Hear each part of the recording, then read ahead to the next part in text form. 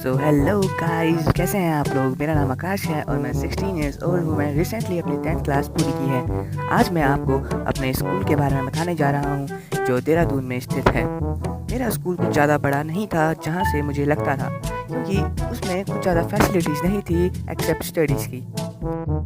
पर फिर भी मुझे स्कूल जाना कुछ रीज़न्स की वजह से अच्छा लगता था। पहला रीज़न तो पढ़ाई बिल्कुल भी नहीं है, क्योंकि मुझे लेक्चर्स और टीचर के बड़े बड़े क्वेश्चंस बिल्कुल भी समझ नहीं आते थे। तो उसका पहला रीज़न था मेरे दोस्त। और ऐसी बात नहीं है कि मेरे को पढ़ाई में बिल्कुल भी इंटरेस्ट नहीं था। मेरी इंटरेस्ट था हिस्ट्री और बायोलॉजी में। एक्चुअली मेरी हिस्ट्री और बायोलॉजी किसी भी दूसरे स्टूडेंट से सबसे अच्छी थी, लेकिन मैं ज़्यादातर टाइम टीचर्स को परेशान करना और शरारतें करना ज़्यादा अच्छा समझता था। इसीलिए टीचर्स के मन में मेरे लिए एक बैड इम्प्रेशन आने लगे थे। सिर्फ बायोलॉजी और हिस्ट्री के में अच्छे मार्क्स आने की वजह से मेरे दूसरे सब्जेक्ट में भी बुरे मार्क्स आते थे, जिसकी वजह से टीचर मुझे बैड स्टूडेंट समझने लगते थे। As I am so naughty, तो टीचर्स ने मेरी बहुत बार सीट चेंज की थी उन स्टूडेंट्स के साथ जो ज़्यादा शैतानी नहीं करते थे, लेकिन मैं भी उनको अपनी शैतानियों में शामिल कर कर उनको भी अपने जैसा बना लेता था। When I was in 6th standard, तो मेरे को एक दोस्त मिला, उसका नाम था आयुष। इसके पीछे भी एक बहुत बड़ी कहानी है जो मैं आपको बाद में बताऊंगा। आयुष और मुझ में बहुत सारी सिमिलैरिटीज़ थी, इसी वजह से हम दोनों एक दूसरे की बात समझते थे।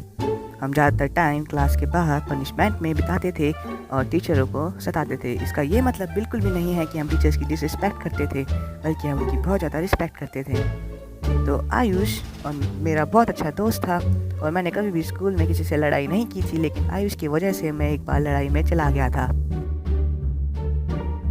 तो बात कुछ ऐसी थी कि आयुष फर्स्ट स्टूडेंट था और बस में उसको हमारा एक सीनियर, जो एक्चुअली मुझसे हाइट में बहुत छोटा था, उसको सताता था। तो एज अ हिज फ्रेंड, तो मैंने सोचा क्यों ना आयुष की मदद की जाए। तो आयुष उससे बहुत डरता था, तो मैंने उसके सामने खड़े होकर उसको बोला, भैया थोड़ा कोने आओगे। मैंने उनको कहा, आप मुझसे बड़े हो और अगर आप उसको सताओगे तो ये गलत बात है। तो वो मुझसे गुस्से में कहते हैं, अच्छा तू लड़ना चाहता है, बुला दे, कितने बंदे बुलाएगा। मैंने उनकी बात ज़्यादा सीरियसली नहीं ली और छोड़ दिया। अगले दिन रिसेस के टाइम पे आयुष से मैंने पूछा कि उन्होंने तुमको सताया, तो आयुष ने बोला नहीं। तो मुझको लगा सब कुछ ठीक है, लेकिन सब कुछ ठीक कहाँ होता है हमारी ज़िंदगी में। उसी दिन रिसेस के दौरान वो अपने कुछ लौंडे लेके मुझे मारने आ गया था और मेरे दिमाग में सिर्फ एक बात चल रही थी कि अब मैं गया। वो मुझे क्लास से दूर ग्राउंड में ले गए एक पेड़ के सामने और मुझे सताना शुरू कर दिया। तभी पीछे से आवाज़ आती है, ए रुक जाओ। मैंने बोला ये कौन है। तो पीछे जब मैंने देखा,